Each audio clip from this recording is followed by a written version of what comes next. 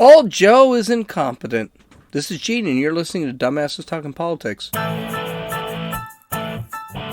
Hey, this is Gene. Welcome to Dumbasses Talking Politics. I gotta say, Old Joe has managed to F up absolutely everything this week. And it's only Tuesday. Isn't that amazing? We're gonna take a look at, everything. Wow. So let's go into the first part. This is going to be, there are three stories here that I think are really important. And I think one of the stories is actually more important than the other, so I'll spend a little more time. And it is what's happening in Israel right now. This is a very bad thing, what's happening in Israel. So here's the thing. Joe Biden really didn't have to do anything in the Middle East. All he had to do was stay out of it, let the Trump policies run their courses, okay? And hopefully more peace deals would have been struck between Israel and some of the more moderate Muslim countries. Nope, couldn't do for that. So far, this is what Biden has done in complete opposite of what Trump did. He's negotiating to get us back into the Iran nuclear deal. This is a big deal because Iran thinks that... Iran knows that Biden will deal with them just to have some sort of deal that he can tuck under his belt. So now they're actually asking for more stuff than they had for the original nuclear deal. According to Iran, Biden has already given them hundreds of millions, if not billions of dollars that the United States has been holding. Now, none of this has been confirmed except through Iranian news outlets. But looking at what's actually happening in the Middle East, you gotta believe Iran is beginning to finance somebody. Because Iran finances all terrorist groups in the Middle East. And Hamas right now is running absolutely wild. Now, whether they're getting money or not, I don't know. We're getting to a point you can't trust anything that the government says. So, I don't know. Iran says they are. The United States are saying that, no, we didn't give any money to Iran. Who knows? But you can tell one thing. Things aren't going over well in the Middle East. Now, you got to add on top of that, Biden hates Jews and he hates Israel, just like Obama did. Heck, all of the left hates the Jews and Israel. Back in the 70s, when Menachem Begin, I hope I pronounced that correctly, was Prime Minister of Israel, Biden used to threaten him constantly. He does not like Israel. Well, violence, which hasn't happened in about 2 years, is beginning to escalate. So let's go from this. Now I need to be careful here because I'm not real great when it comes to Middle Eastern politics. Because A, Middle Eastern politics goes for decades, if not hundreds of years. Okay? And B, I can't pronounce any of the names of the cities. So I'm going to give it to you in the American... I'm going to give you from an American perspective. So I'm not going to pronounce any... I'm going to try and avoid pronouncing names. So violence is going crazy in Israel, and it looks like between Israel and the Palestinian Authority, and it looks like it's going to escalate, and it looks like it may not come back. Okay? So on Monday, during a festival celebrating Jerusalem Day, and what Jerusalem Day is, it's basically the day that the Israel actually took over Jerusalem, which they've always seen as their holy city, and it is. And they had a celebration at the Temple Mount. Now, a lot of people don't know this, but the Temple Mount is the holiest site for Jews. Okay?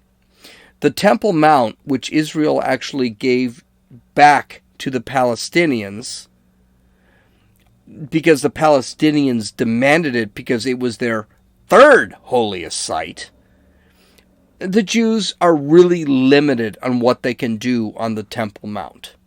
Now, the Temple Mount is basically where the Jews created their first, I think it's 2 or 3 temples. I mean, Jesus Christ actually went to the Temple Mount. It's a big deal. Okay? But the Jews, or Israel, in order to keep peace, gave the Palestinians a lot of room with the Temple Mount. In fact, according to Ben Shapiro, if you're seen praying on the Temple Mount and you're Jewish, they will actually kick you off the Temple Mount. That's how much control the Palestinians have. Okay, so what ended up happening, you had a bunch of Israelites celebrating. Okay, I'll say Jews here because it's actually a big deal. And they're dancing and everything. And then the Palestinians actually started blowing fireworks up, lit a tree on fire, and the Temple Mount had to be evacuated on one of the most celebrated days for Israel. And by the way, you could compare this to Veterans Day. You could compare this to Memorial Day, because that's really what the Jerusalem Day is all about. Throughout the day on Monday, that was yesterday, guys, Hamas launched more than 500 missiles into Israel. Now, the good news is Israel has something called the Iron Dome, which is a missile defense system. And it basically took out over 90% of the missiles sent by the Palestinian Authority. And, okay, one thing about the Palestinian Authority, again, this is where things get complicated. The Palestinian Authority has a government made up of 2 groups, Hamas and Fatah, or Fada. I don't know how to pronounce it. Both groups are terrorist organizations. Hamas is the main terrorist organization. They're technically not in power in the government. This is important for later. Okay? But they are very influential. Fatah actually has all of the power in the Palestine Authority right now. And that's going to be important later. They are also a terrorist organization, but they don't have a lot of terrorist power. Reports have it that of the missiles sent, about over 30 people have been injured. There are no reports that I've seen so far that anyone's been killed. So the Israel Defense Forces, which I'll refer to as IDF, of course they struck back. I mean, Israel is a real power, and they have a military. And they have to have a military. Everyone over there, well, not anymore because of Trump, but everybody hates him over there. So they had 3 stages to their attacks. The first 2 stages involved IDF fighters and attack helicopters. And they ran attacks on 130 Hamas targets. Now, one of those targets was a school. And that shows you just how evil Hamas was.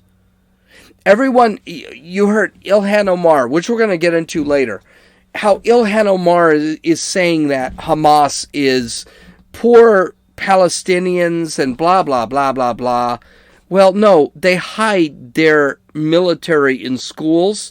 They hide their military in hospitals. They're cowards. They think that Israel is not going to attack them, but to keep Israel continuing, they will, because they have to.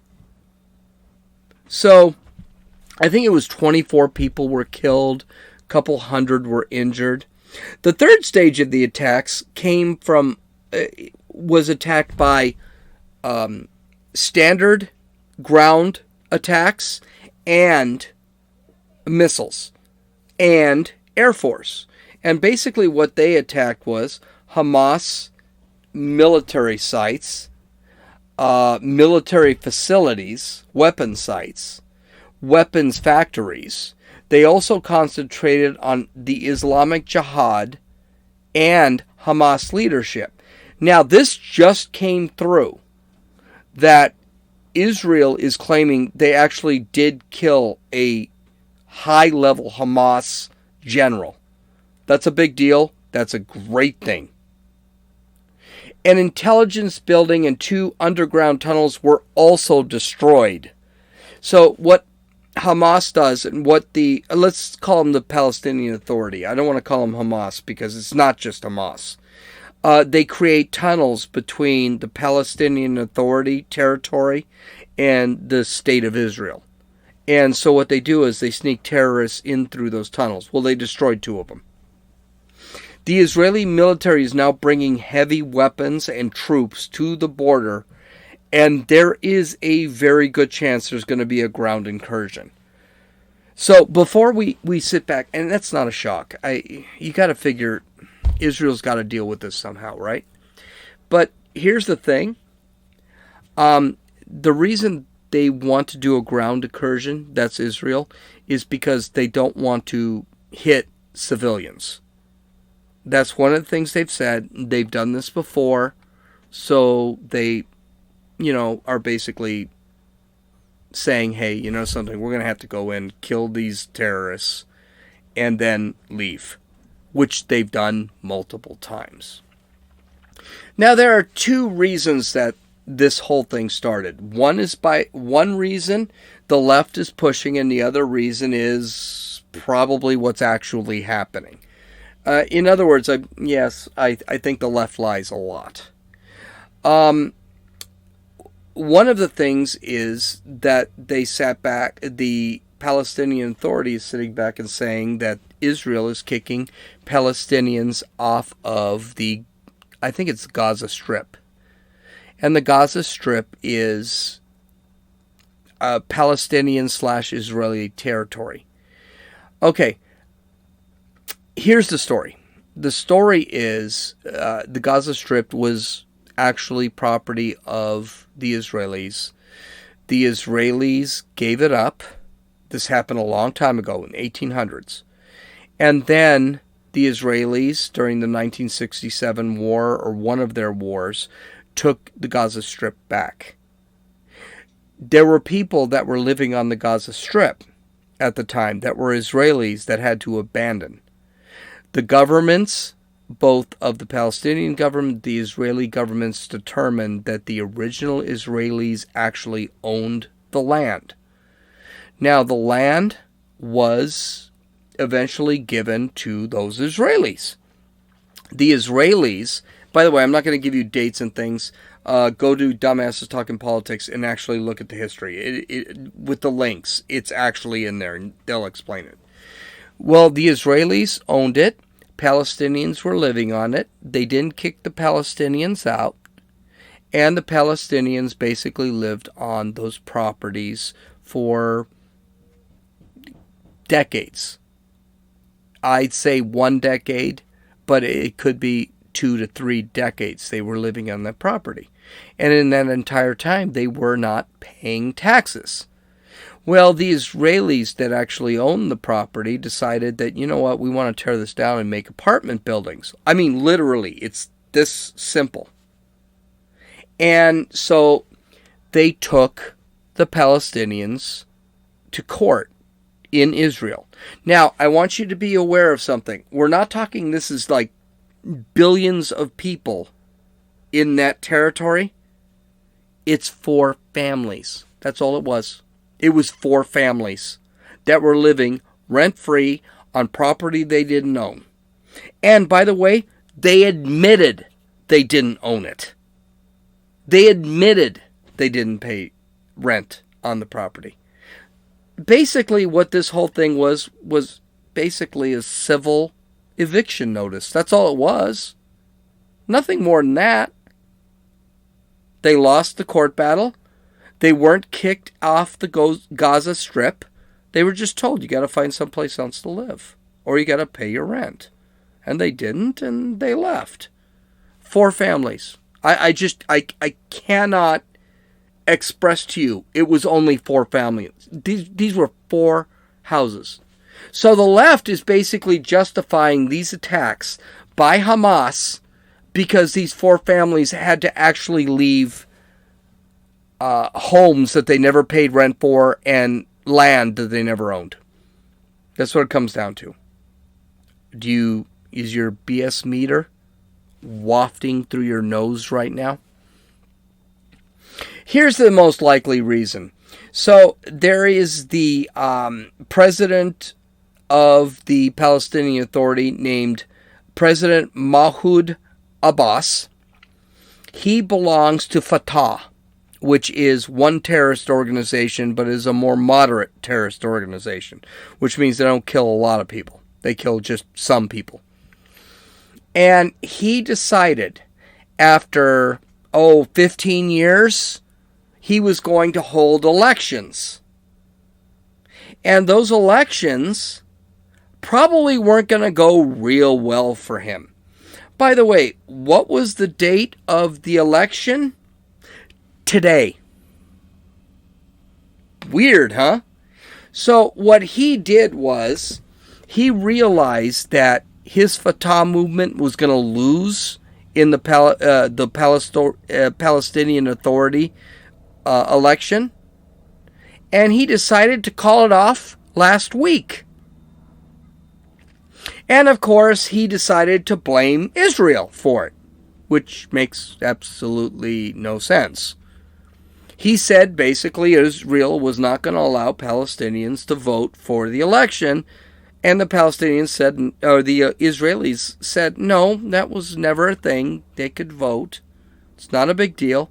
By the way, most Palestinians, most Arabs, Muslims living in Israel want nothing to do with the Palestinian Authority. They don't. They don't. So, he canceled the elections last week. He is getting a lot of crap from his people because of corruption. And so he decides to start lobbing missiles over to Israel. Basically, it becomes a deflection for his own government's corruption. And by the way, people over there are starving. People over there are poor. And so to sit back and think that's what it is? Sure, I believe it. So what do you believe? Do you believe Israel just decided to blow up the Palestinian Authority? Or do you believe that it's possible that the Palestinian Authority is so corrupt that they decided to deflect problems, launch missiles, 500 of them, by the way, 500 of them at this point. It's probably over 1,000 by now. And have Israel be the bad person. Well, the American response is pretty much what you could expect from the Biden administration. The only thing he said was the violence needs to be de-escalated. Great. 500 missiles have been launched into Israel, and Israel needs to de-escalate? A very weak response. Later, the White House made this response, this statement. Quote, "We are continuing to closely monitor the violence in Israel." Closely monitor, key word there. "We have serious concerns about the situation, including violent confrontations that we've seen over the last few days. As noted, an escalation earlier, as you noted, an escalation earlier today. In a call over the weekend with his Israeli counterpart, our National Security Advisor, Jake Sullivan, reiterated concerns about political evictions of Palestinian families from their homes. Legal, civil evictions. That's what's so bizarre about this. This is what they're not the 500 missiles that have been landing in Israel, but the Palestinian families that are being evicted because they need to be evicted. and they agreed that launching the rocket attacks and incendiary balloons from Gaza towards Israel is unacceptable. Oh, that's nice. They acknowledged it. That's nice. So this is something that our continuing. So this is something that our national security team is closely monitoring. Again, they're monitoring it, obviously across the government. Certainly, the president is kept abreast and is watching closely as well. Outside of his nap, Israel is pushing Joe Biden to refrain from involving the United States in this conflict. They are basically saying, you know something, you're just going to make the situation worse. Because you're going to end up supporting Palestine. Well, there is no Palestine. Biden's going to end up supporting the Palestinian Authority. Because he's threatened the Israelis in the past for doing this stuff. Israel, unlike the United States, can't really afford to show weakness. Well, I'll give it a step further. Neither can the United States, but it seems to be okay in the United States. Now, of course, you've got the squad. AOC is not even a thing here because she really has no idea what she's talking about. But you've got two anti-Semites in the squad. I mean, straight anti-Semites. They hate Jews. They would hang Jews. They're terrible people. They chimed in on it. Ilhan Omar tweeted, Israeli airstrikes killing civilians in Gaza is an act of terrorism. Wow. Palestinians deserve protection. Unlike Israel, missile defense programs such as the Iron Dome don't exist to protect the Palestinian citizens.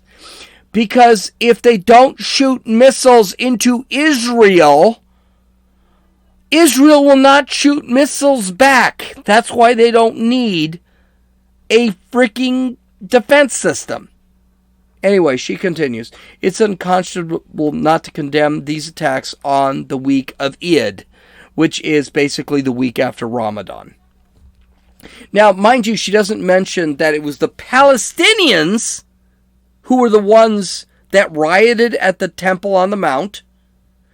And it's not she didn't mention the Palestinians launched missiles into Israel. Israel didn't do anything at this point.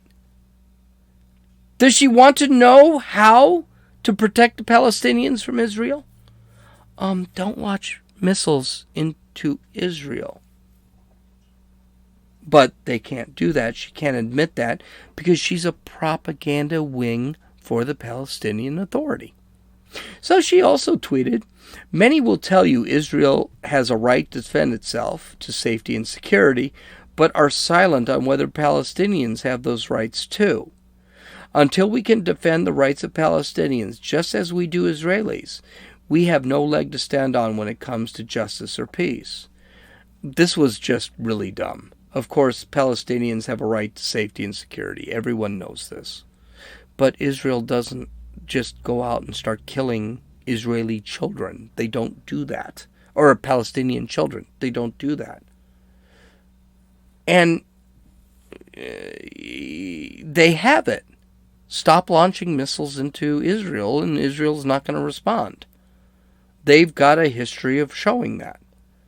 Notice again, there's no acknowledgement of the Palestinian Authority doing anything wrong at all. It's all Israel. Rashida Tlaib, who I freaking can't stand, she's another Jew hater. And I'd say she's an Israeli hater. No, she's a flat-out anti-Semite Jew hater. She said, I was 7 years old when I prayed at the Al-Aqsa with my city? I guess sister? I don't know what that means. It's a sacred site for Muslims. This is equivalent to attacking the Church of the Holy Sepulchre for Christians or the Temple Mount for Jews. It is so important for the Palestinians to pray during the week of Ramadan and the week after Ramadan that they decided to attack Israel with missiles. She doesn't mention any of that. I'm pretty sure a lot of those folks that were launching those missiles were probably not praying at the mosque she's talking about. And I don't give a damn if it's their holiday.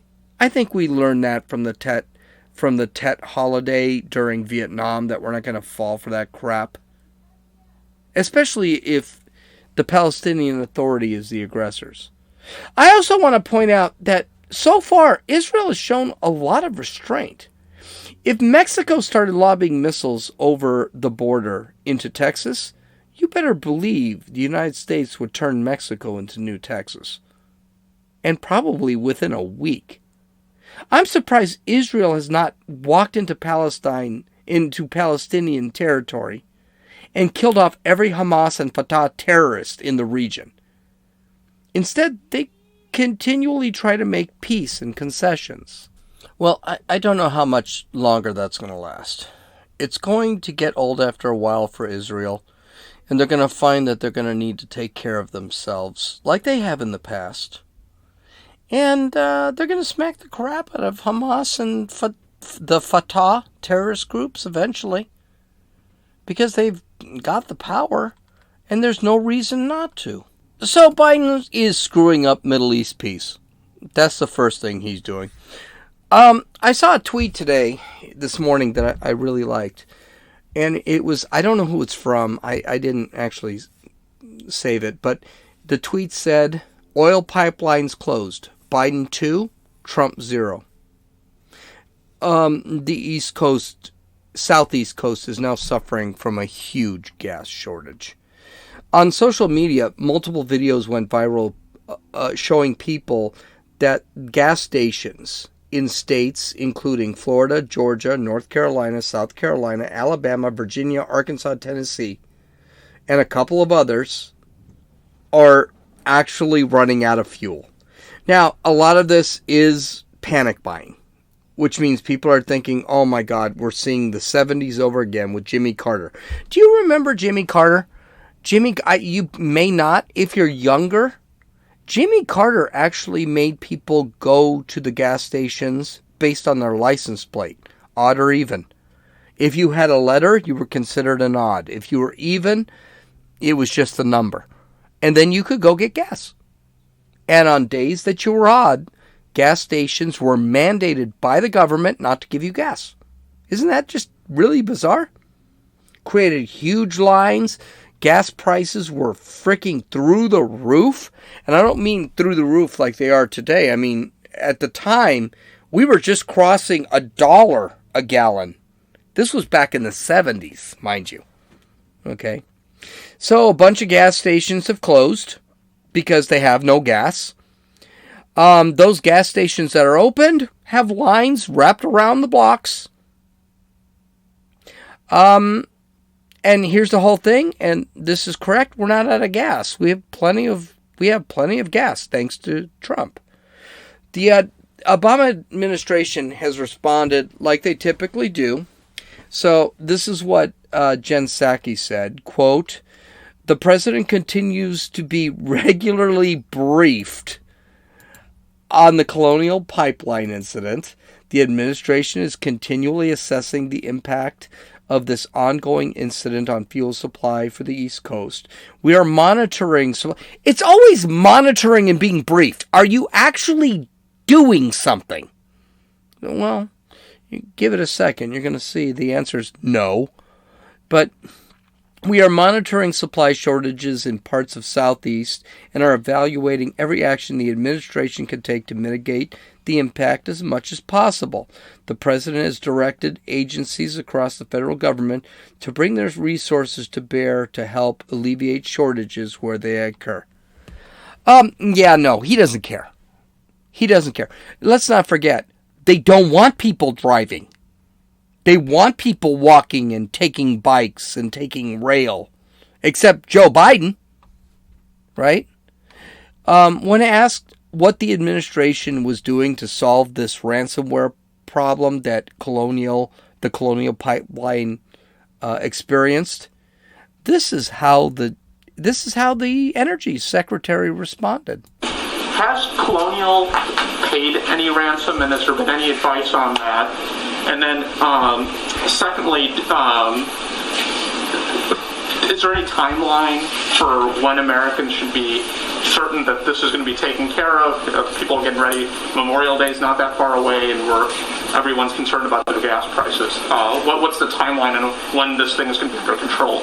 Absolutely. I'll speak to the first, and then I'll turn it to my colleague Liz for the second.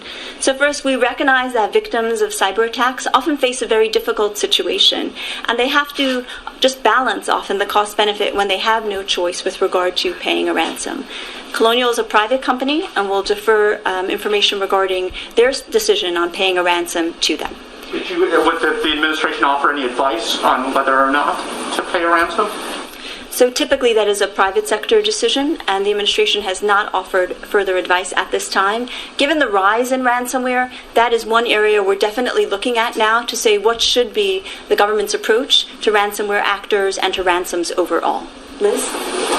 Okay, a few things here with that crap that we were just listening to. First off, if you're a reporter and you're going to ask a question that's going to be on national TV to the presidentials, to the president's administration, have your question prepared and don't stumble through it. I hate when people say all the time. On his defense, it was a good question, a great question. And the answer? Weak sauce. This is really leadership? Last I checked, the oil industry is still part of our energy infrastructure. You know, the same infrastructure that Biden wants to dump $2 trillion on, which isn't actually infrastructure, it's more of pet projects. I think that infrastructure bill, again, is 6% on actual infrastructure. Here's the thing. If we can't trust him to take responsibility for something like a ransomware attack on a major pipeline in the United States that, if down, could cause major gas shortages, why should we trust him to spend $2 trillion? Very weak sauce. Not a great answer. And it just shows, again, Joe Biden is weak. His administration is weak. But the last story shows that not only is the Biden administration weak, it's also out of touch. So businesses are telling old Joe why no one is working. Economists are telling old Joe why no one is working. CNN is telling old Joe why no one is working. Fox News is telling old Joe why no one is working. These are people who refuse to work, telling Joe why they won't work.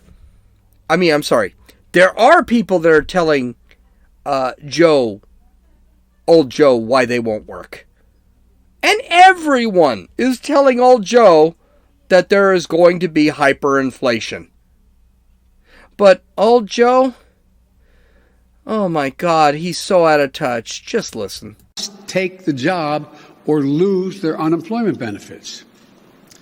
There are a few COVID-19 related exceptions, so that people aren't forced to choose between their basic safety and a paycheck. But otherwise, that's the law. I know there's been a lot of discussion since Friday's report, that people are being paid to stay home rather than go to work. Well, we don't see much evidence of that. That is a major factor. We don't see that. Look, it's easy to say the line has been, because of the generous unemployment benefits, that it's a major factor in labor shortages. Americans want to work. Americans want to work. As my dad used to say, a job's about a lot more than a paycheck. It's about your dignity, your place in the community, being able to look your kid in the eye and say everything's going to be okay. How out of touch could this guy be? Really? No evidence? I'll say there's evidence. I'll say that we have 8.5 million jobs that are available right now and no one's filling them. That unemployment has actually gone up. And it's probably higher than that because a lot of people left the workforce. This comes after... First off, there's no evidence of that. Well, why don't you give us some numbers? Okay, I'll give you numbers. 8.5 million jobs are available right now, and we have probably about 10 to 15 million who are unemployed. There's your numbers. Working age people that are unemployed. And I have to look that up. I think it's higher than that. 6.1% job rate would mean there are 21 million jobs available. There are 21 million people out of work. Okay, and you got to cut that in half. So you got to say 22. So about 11 million people who are willing to work are out of work, but they're getting more money from the government than they would be working. By the way, the average low-income earner is earning a good $600-700 a month more than they would be working. This guy is completely out of touch. And you can tell he was out of touch. After that weak-ass jobs number, you know, the one, 266,000 new jobs created versus the million they expected, he sat back and said the economy's on the right track. Meanwhile, you got McDonald's that are trying to pay people to just freaking go to an interview. It's absolutely asinine. Now, let's give a comparison real quick here.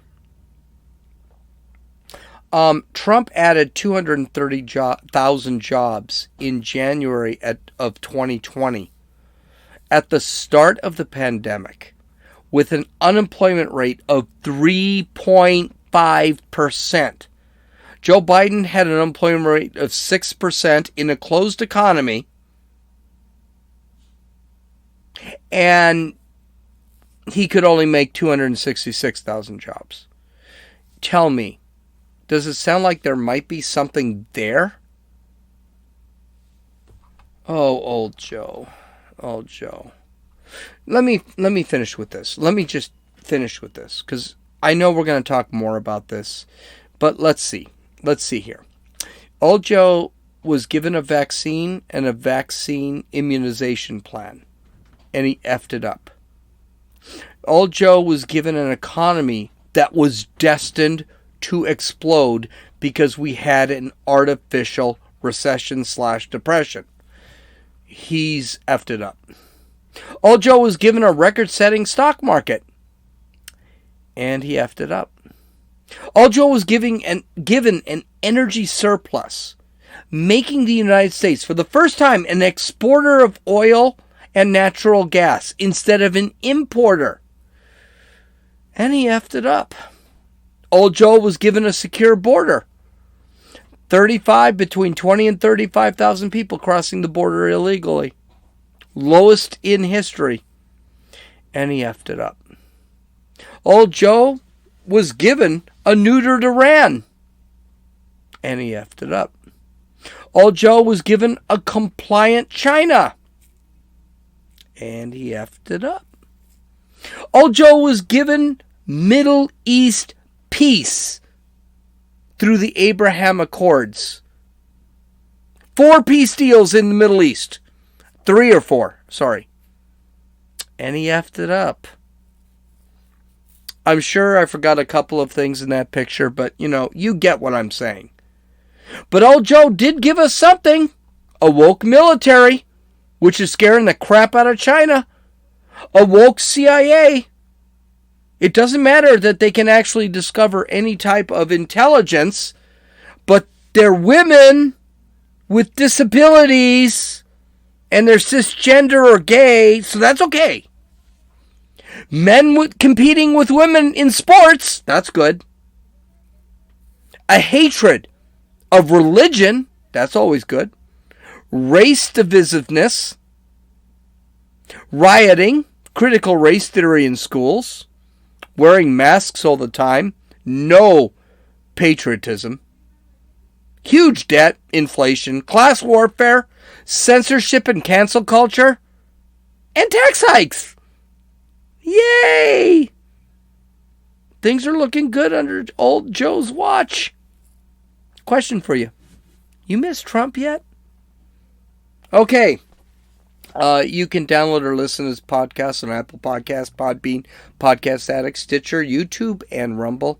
You can visit my website at dumbassestalkingpolitics.com so you can take a look to make sure I'm not lying to you during this whole thing. I hope you have a great day. I hope some of this was kind of fun. I mean, guys, have fun with this. It's going to get better. This is Gene, and you've listened to Dumbasses Talking Politics.